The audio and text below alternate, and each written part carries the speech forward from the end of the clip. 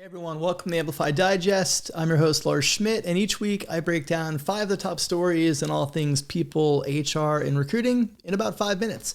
So let's jump right in.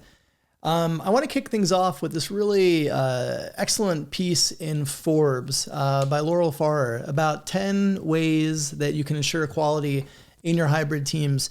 And I think a lot of the stuff I've read around hybrid tends to be kind of high level, kind of fluffy. But this article has actually got some really good, tangible takeaways that I think will be helpful for us, from documentation to meeting equity and so much more. So I think for those of you that, like many of you who are deeply rooted in hybrid these days, hopefully you're doing a lot of these practices, but this might be a good kind of checklist for you to calibrate your own practices against to be sure that you're designing equitable practices in your hybrid environment. My HR Future always has some great content, and this article lives up to that high bar they set for themselves. It talks about measuring culture in hybrid environments. And so it's packed full of data, as you would expect from my HR Future. Here's a really interesting graph they included from MIT Sloan around culture levels actually going up in Glassdoor since the pandemic, culture ratings, I should say. So it really reinforces this idea of continuous listening, as you can see in this quote from RJ, who runs people analytics at Uber. So definitely worth your time. Again, hybrid theme kicking off, but that's the reality that many of us are in these days. The great, whatever you want to call it, is still strongly here as we enter 2022. And this Fast Company article actually has some great takeaways on practices that we should all be doing, which is stay interviews. And so for those of you that aren't familiar with stay interviews, basically, we all do exit interviews, many of us do, but we should be doing stay interviews as well. And this FC piece actually gets into some specific ideas around questions you should be asking current employees who aren't actually leaving, who are there, and hopefully they're going to stay.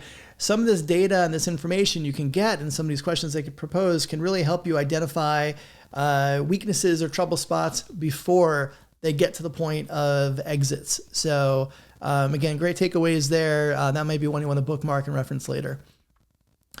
And for those of you that aren't familiar with BlackRock CEO Larry Fink, every year he writes a letter to CEOs, and it really speaks to some of the macro business trends that they will be facing as CEOs in the coming year. And as you might expect, it was great to see is that this letter for this year had a lot of details around the new world of work that we're all entering.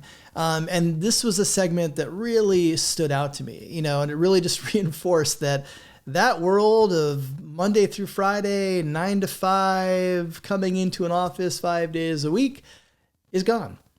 That pre-pandemic norm that so many of us experienced no longer exists, and we're not going back to that. Yes, some companies out there will try, but we will never go back to that at the scale that we were before the pandemic. And so I definitely encourage you to read this letter. If you're working at an organization where your CEO is pushing to kind of revert back to some of those, norms, those pre-pandemic norms, you might want to share this letter. Encourage that they give this a read, because if you want to be competitive in this new talent landscape, these are things you need to be thinking about.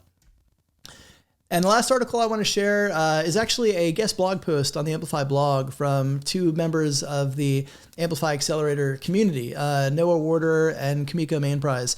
One of the cool organic things that grew in the community last year is, Noah, kind of spearheaded this. Every Monday, he began asking community members, what's the biggest thing you're struggling with this week? What's your biggest challenge this week? And based on feedback within the community, if we identify there are certain topics that lots of people were dealing with, he would create kind of impromptu video chat meetings where anybody who wanted to could join, participate, share ideas, help each other out, say, hey, when I was in that situation, here's something that I did that worked. The Amplify Accelerator community and kind of the whole platform of the Accelerator is deeply rooted in open source.